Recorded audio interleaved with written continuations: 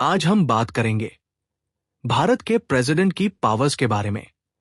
President of India हमारे देश के हेड ऑफ द स्टेट है और इंडियन आर्म फोर्सेस के सुप्रीम कमांडर भी।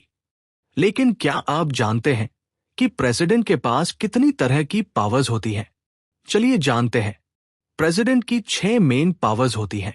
1 executive powers, 2 legislative powers, 3 judicial powers, 4 financial powers, 5 diplomatic powers, 6 military powers और इसके अलावा प्रेसिडेंट के पास कुछ इमरजेंसी पावर्स भी होती है जो बहुत खास होती है।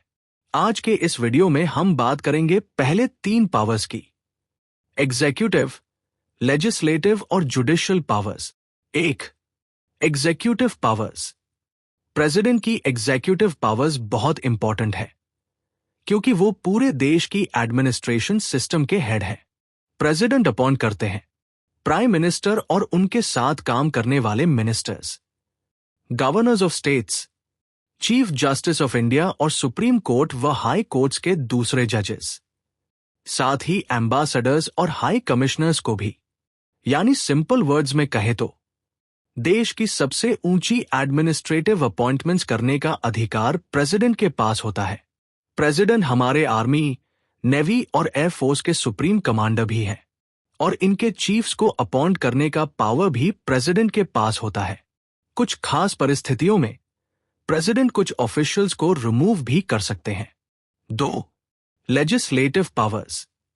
प्रेसिडेंट पार्लियामेंट का एक एसेंशियल पार्ट है क्योंकि पार्लियामेंट के 3 हिस्से होते हैं, प्रेसिडेंट, लोकसभा और Rajya Sabha.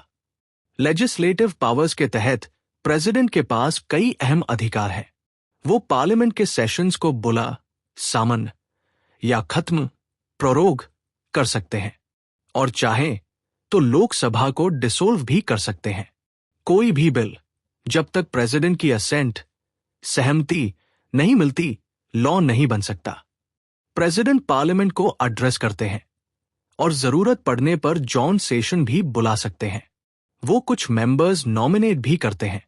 12 members to Rajya Sabha, arts, literature, science, social service के एक्सपर्ट्स और पहले 2 मेंबर्स लोकसभा में एंग्लो इंडियन कम्युनिटी से नॉमिनेट करते थे, जो अब हटाया जा चुका है।